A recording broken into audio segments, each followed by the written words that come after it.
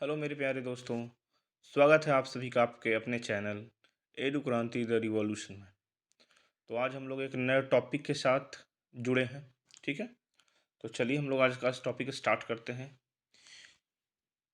दुनिया में पूरी दुनिया में कुल 4 तरह के टेनिस ओपन होते हैं जो काफ़ी फेमस है, जिसमें है ऑस्ट्रेलिया, उसके बाद US open, French open, Wimbledon.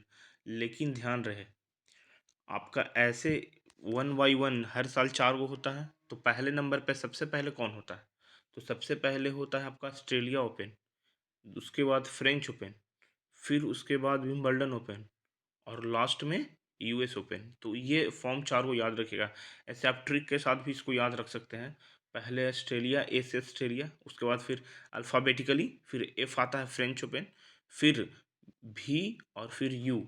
यहाँ पे थोड़ा सा ध्यान रखेंगे कि पहले नॉर्मली अल्फ़ाबेट में यू आता है फिर भी आता है, लेकिन इसमें टेनिस ओपन में पहले भी आएगा फिर यू आएगा। ठीक है, तो चलिए हम लोग स्टार्ट करते हैं। ठीक है, देखिए कुछ इसमें एक्स्ट्रा फैक्ट भी दिया हुआ है। ऑस्ट्रेलिया ओपन 2024, ये आपका, इसकी शुरुआत 1905 में हुई थी। 1905 से ये खेला जा रहा है। ये हार्ड कोर्ट पे खेला जाता है। सिर्फ इसमें हम लोग विजेता का नाम याद रखेंगे और किस देश के हैं। ठीक है, तो पुरुष एकल विजेता आपके हुए यानिक सिनर, जो कि इटली के थे। वहीं महिला एकल विजेता आरेना संबालेका, ये बेलारूस की थी। इसमें एक बहुत ही इंपॉर्टेंट क्वेश्चन ये है कि इसमें पुरुष युगल विजेता में जो भारत के रोहन बोपन्ना थे और मैथ्यू एबडेन ने भी यह जीता था। और ये दोनों सबसे उम्रदराज, रोहन बोपन्ना को कहा जाता है पूरी दुनिया का सबसे उम्रदराज खिलाड़ी जो ये ओपन जीते हैं। ठीक है, चलिए आगे बढ़ते हैं। यूएस ओपन 2023 का ये है। इसकी शुरुआत 1881 में हुई थी, और ये भी हार्ड कोर्ट पे खेला जाता है। इसके विजेता नोवाक जोकोविच, जानते ही हैं, सर्बिया के हैं। सर्बिया की राजधानी आप लोग हमको कमेंट में पिन करिए कि कौन है। ठीक है, बताइए, कमेंट करिए। चलिए, महिला एकल विजेता कोको गॉफ, ये अमेरिका के हैं। ठीक है, और देखिए नोवाक जोकोविच 24 ग्रैंड स्लैम जीत कर, ठीक है, मार्गेट विगट की बराबरी की है। ठीक है, आइए फ्रेंच ओपन, ये 1891 से खेली जा रही है। ये मिट्टी पे खेली जाती है। मिट्टी पे भी किस मिट्टी पे? तो लाल मिट्टी पे। एक क्वेश्चन अक्सर आ जाता है, कभी कभी ये भी कहा जाता है कि आता है नॉर्मली क्वेश्चन क्या है कि बताइए लाल बाजरी का बादशाह किसको कहते हैं? तो लाल बाजरी या लाल मिट्टी, तो इसके बादशाह हो गए कौन? बताइए, आप लोग कमेंट में बताइए, उसका भी आंसर हम आपको बताएंगे। ठीक है, तो चलिए अब आगे बढ़ते हैं। तो पुरुष एकल विजेता नोवाक जोकोविच, इनका ये 23वां ग्रैंड स्लैम खिताब था। वहीं महिला एकल विजेता ईगा स्वीटेक, ये पोलैंड की थी। ठीक है, आइए आगे, चलिए ठीक है। अच्छा जी, आगे ये पोलैंड का भी राजधानी आप लोग हमको बताइएगा कमेंट में। विंबलडन, विंबलडन जो है सो ये 1877 ईस्वी में इसकी शुरुआत हुई। ये घास पे खेला जाता है। इसके एकल विजेता थे कार्लोस अल्काराज, और महिला एकल विजेता मार्गेट वोंड्रासोवा।